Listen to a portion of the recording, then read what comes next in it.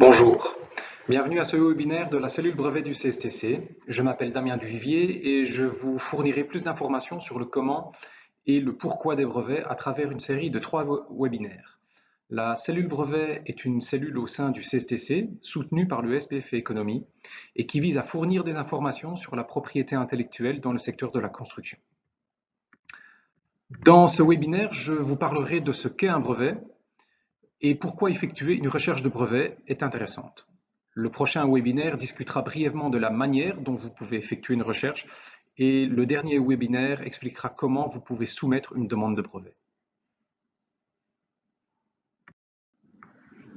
Alors tout d'abord, qu'est-ce qu'un brevet? Le brevet est un document officiel attestant de la paternité de la propriété limitée dans le temps d'une invention technique. En échange de sa publication, qui contient tous les éléments techniques nécessaires à la fabrication de l'invention, il offre à son titulaire le droit exclusif non pas d'exploiter l'invention, mais d'interdire un tiers de le faire.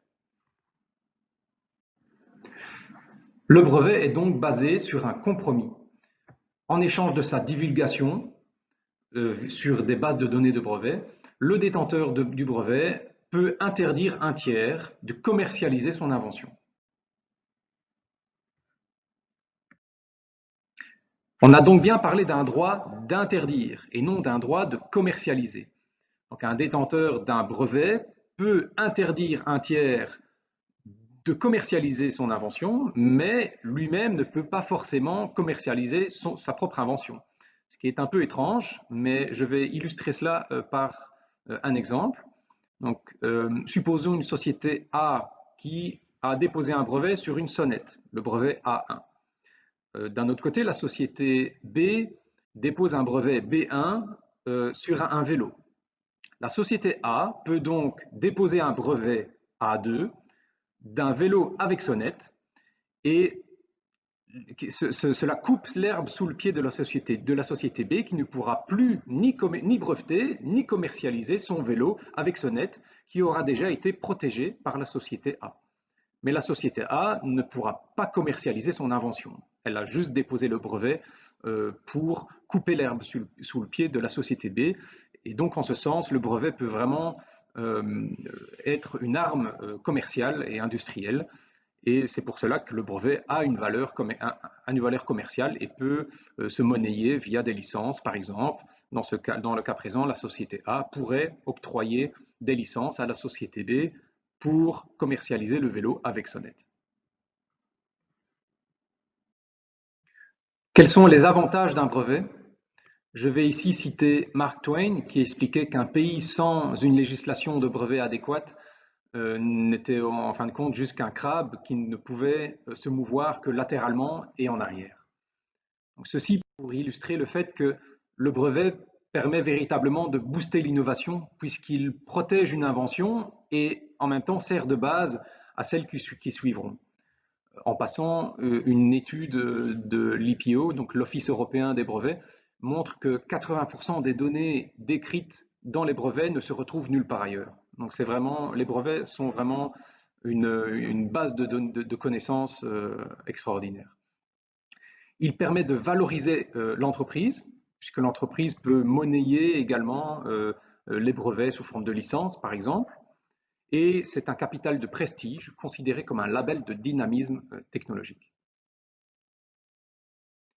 Quelles sont les caractéristiques d'un brevet? Nous en avons déjà cité quelques-unes dans le webinaire précédent, comme le fait qu'il s'agisse d'un document à la fois administratif, technique et juridique, mais il y en a d'autres. Par exemple, un brevet égale une invention. Certaines inventions, certains produits nécessitent plusieurs brevets pour le couvrir entièrement. Un téléphone portable, par exemple, est couvert par plusieurs centaines de brevets. Donc, un brevet doit être vraiment ciblé sur une invention. Un brevet est limité à 20 ans, après quoi il tombe dans le domaine public. Un brevet est limité à un territoire. Donc, lors du dépôt, le déposant a le choix de déposer soit un brevet belge, un brevet européen ou un brevet international. Voilà, il y a le choix. Après, il y a ce qu'on appelle la période de priorité de 1 an lors du dépôt du brevet. le premier dépôt, le déposant a une période de 1 an afin de se décider s'il veut ou non, oui ou non, déposer le brevet dans d'autres pays. Après cette période de 1 an, il n'a plus le choix.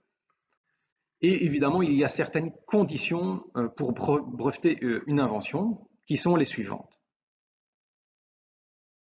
La première condition est la nouveauté. Évidemment, sinon ça n'a pas de sens. Pour breveter une invention, il faut que l'invention soit nouvelle.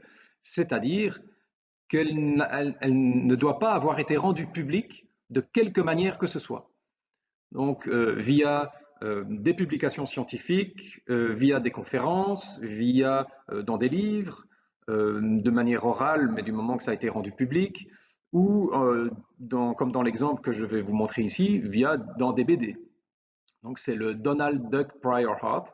Donc, vous avez l'exemple d'un brevet danois qui a été accepté en Grande-Bretagne et en Allemagne, mais refusé en Hollande parce que la personne vérifiant les brevets a trouvé un art antérieur, un document pertinent dans la BD de Donald Duck. En l'occurrence, ici, il s'agissait d'insérer des balles de ping-pong dans la coque d'un bateau coulé afin de le faire remonter à la surface. Comme quoi, il faut vraiment rechercher dans toute forme de publication possible.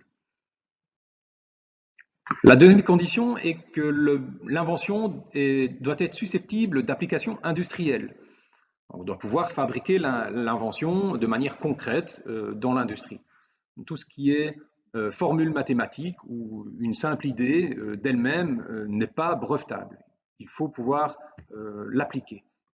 Les programmes informatiques, par exemple, ne sont pas protégeables tels quels, sauf si le programme informatique est intimement lié à la machine, à l'invention.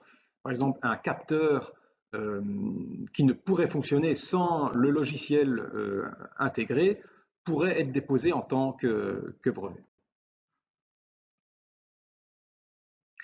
La troisième condition est l'inventivité, et c'est certainement le point le plus délicat,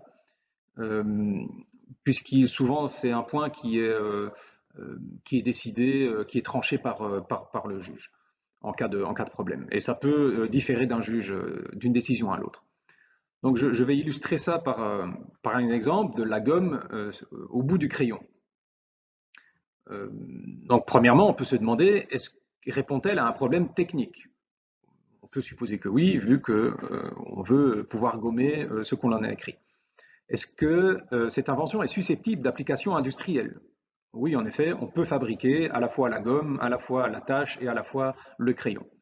Est-ce que cette invention est nouvelle? On peut supposer, que si son inventeur ne l'a pas déjà divulgué de manière orale, de manière publique, avant de déposer la demande de brevet, que cette invention est nouvelle. Mais est-ce que cette invention est inventive? La décision pourrait être non, car le crayon et la gomme étaient connus séparément et qu'il peut être évident pour l'homme de métier de juxtaposer simplement la gomme sur le crayon pour réaliser l'invention. Donc l'inventivité, c'est ça, l'inventivité, elle fait défaut lorsque l'homme du métier, qui connaît bien le domaine, peut réaliser l'invention à partir de la synthèse des connaissances comprises dans l'état de la technique. La quatrième condition, c'est que l'invention doit être licite, donc inutile d'essayer de déposer ce genre de brevet. Je ne pense pas que cela passera. Pourquoi chercher des brevets? Il y a plusieurs raisons et plusieurs situations dans lesquelles une recherche de brevet peut être intéressante. La première, c'est pour répondre à la question suivante, ma solution est-elle brevetable? On a vu que pour être brevetable, une invention devait être nouvelle. Donc, une recherche des solutions existantes dans les bases de données brevets est une étape importante. Après, il faut encore chercher dans d'autres bases de données de publications scientifiques, par exemple, ou d'autres. Mais c'est déjà une étape importante. Puis-je commercialiser mon invention? Donc, dans ce cas-ci, vous ne voulez pas breveter votre invention, vous voulez juste la commercialiser. Dans ce cas, il est très intéressant et très conseillé de faire une recherche de brevet dans les bases de données afin de voir si votre invention que vous voulez commercialiser n'enfreint aucun brevet. Auquel cas, vous pourriez recevoir une lettre donc le stipulant et cela peut créer des problèmes par la suite. La troisième question, qu'existe-t-il déjà sur le sujet? Comme je l'ai déjà dit, je pense, une ancienne étude de l'Office européen des brevets montre que 80% des données décrites, présentes dans les bases de données brevets ne se retrouvent nulle part ailleurs. C'est donc une méthode très intéressante de voir, de récolter des informations sur un sujet spécifique et de voir, par exemple, quel sujet est à la mode en ce moment dans tel domaine.